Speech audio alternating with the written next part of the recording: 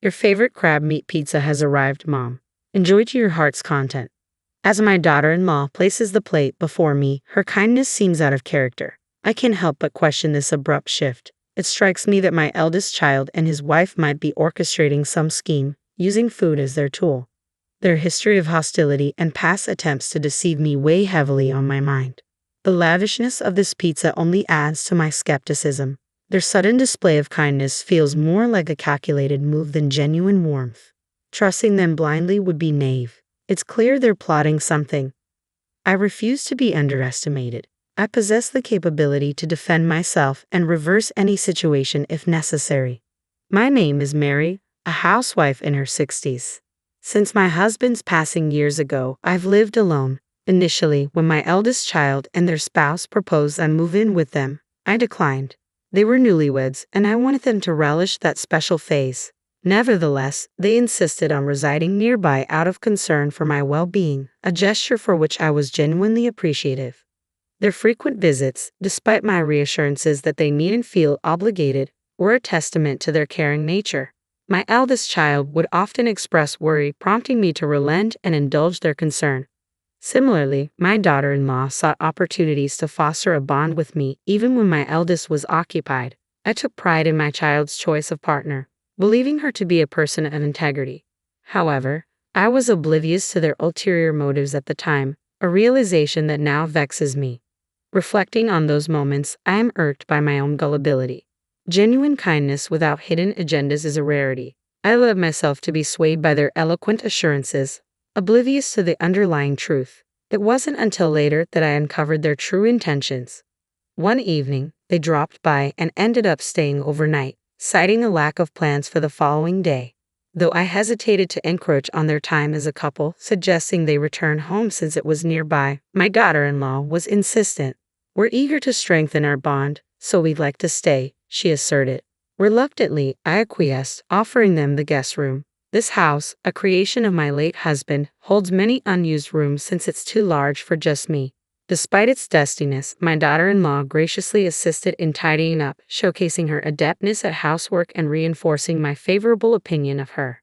In the quiet of night, I stirred, parched, and made my way to the kitchen. En route, I noticed the living room bathed in light.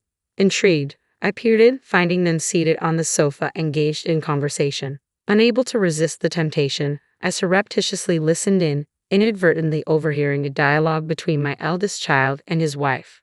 "I'm utterly drained," remarked the eldest child. "That old lady has us toiling like slaves, don't you agree?" "Just endure a little longer," the wife countered. "Once we secure Mom's inheritance, we're free. If her husband hadn't been a CEO, we wouldn't be in this predicament. It's astounding how easily she's deceived just because we're cordial to her. Mom's always been emotionally fragile. She'll likely bestow the inheritance upon us."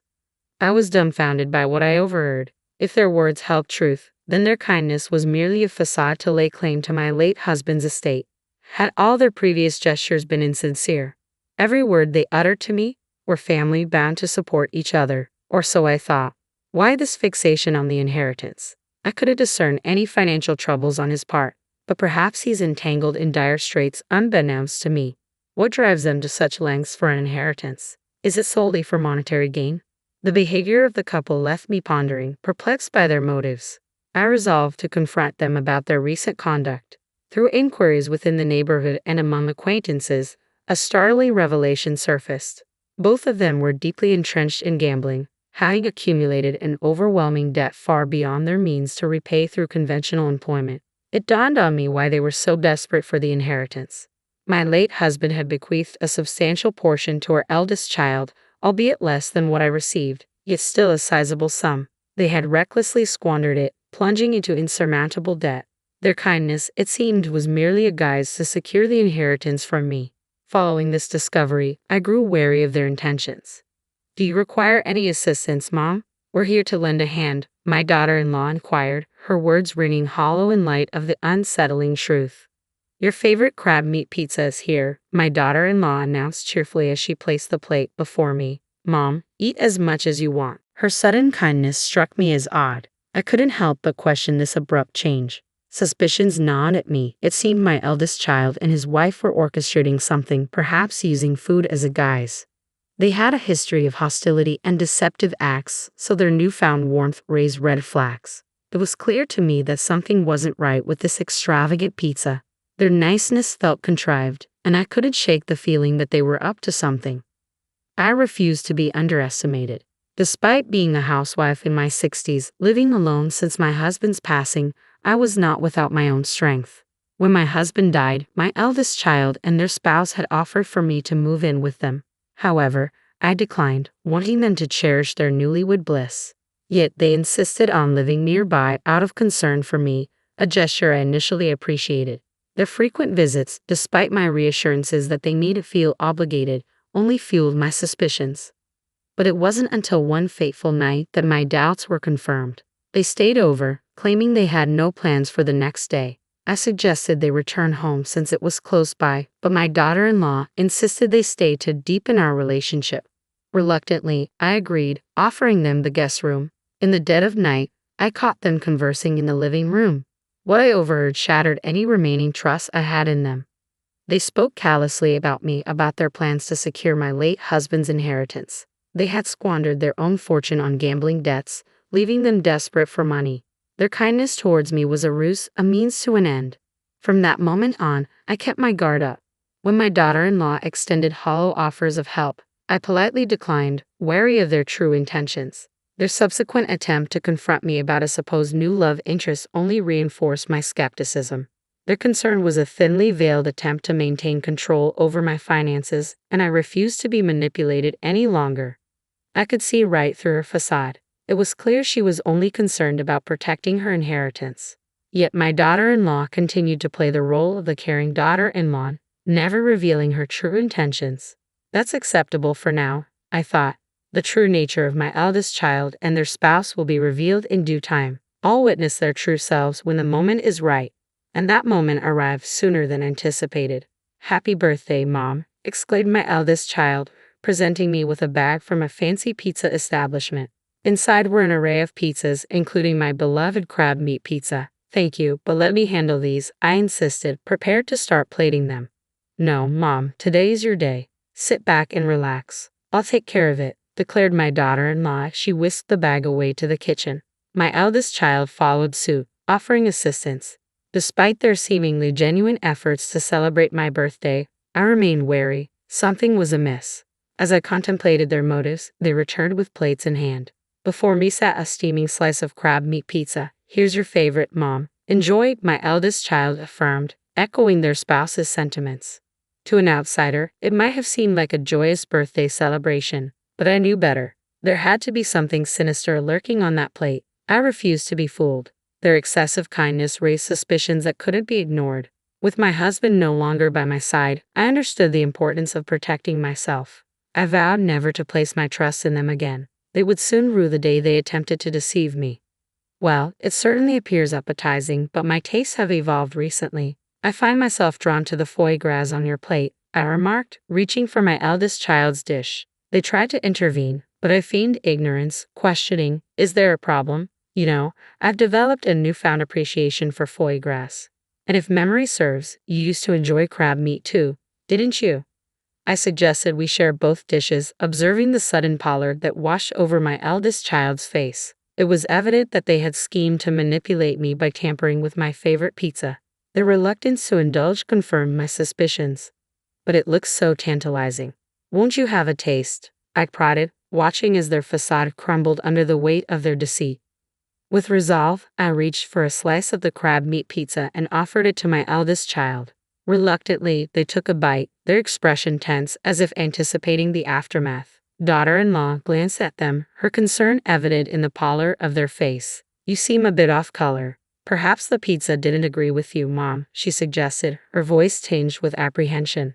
"Considering how your husband is feeling, maybe it's best to call it a night and prepare something different," she added, her panic palpable. Sensing daughter-in-law's desperation to end the meal, I countered, "But your son doesn't appear well either. It's safer for you to stay the night."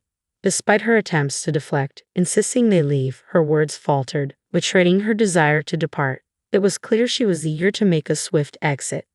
I always thought that for a couple attempting to deceive others, they're remarkably inept liars. They unravel at the slightest hint of unpredictability. I mused to myself as I observed my eldest child. Suddenly, something peculiar occurred. After a few moments, with a resounding thud, they collapsed to the ground. As I approached, I realized they were deeply asleep, likely drugged with a sleeping pill. Oh, couldn't keep your eyes open, could you? Must have been exhausted, I remarked, tilting my head in feigned innocence. Daughter-in-law's frustration boiled over. Enough. Why won't things go according to plan? Today was supposed to be crucial, she exclaimed, slapping my eldest child's cheek in a futile attempt to rouse them. But they remained unconscious, oblivious to her distress. I stood in stunned silence as daughter-in-law's facade crumbled before my eyes. Disregarding my presence, she began to confess. I had been pretending to be the dutiful daughter-in-law, all in hopes of securing the inheritance to clear our debts. Today was meant to be the final step. We planned to incapacitate you and steal your banking card. But nothing went as planned. It's your fault, she accused, her glare piercing. Their scheme to drug me and steal my banking card under the guise of a birthday celebration was truly deplorable. I couldn't stoop to their level, so I decided to confront them head-on. I've known all along that your kindness was just a front to get to my money. That's why I kept my distance and declined your offer of pizza, I revealed, watching as daughter-in-law's expression shifted from shock to disbelief. It was clear she had underestimated my awareness of their deceit. How foolish they must feel for thinking they could deceive me so easily. Sorry to burst your bubble, but I'm not as naive as you both seem to think, I continued, a hint of scorn in my voice. Your sudden displays of kindness always struck me as suspicious, and I even overheard your conversation about the inheritance when I stayed over, discussing your plans in the target's own home. That's just plain foolish. Don't label us as fools. We've been doing our best, daughter-in-law retorted defensively. If this is your best effort, then it's no wonder you're drowning in debt, I countered sharply, watching as daughter-in-law's expression shifted with discomfort at the mention of the word debt. And you know about the debt too. How much do you know? It was evident that daughter-in-law hadn't anticipated my knowledge of their financial woes. Her anxiety was palpable at the mention of their debt. I did some digging and discovered the extent of your gambling debts. It was quite a shock to find out. You've managed to accumulate quite a substantial debt, I stated matter-of-factly, noting the growing pallor of daughter-in-law's face. She must have realized there was no escaping the truth. Mom, I'm truly sorry.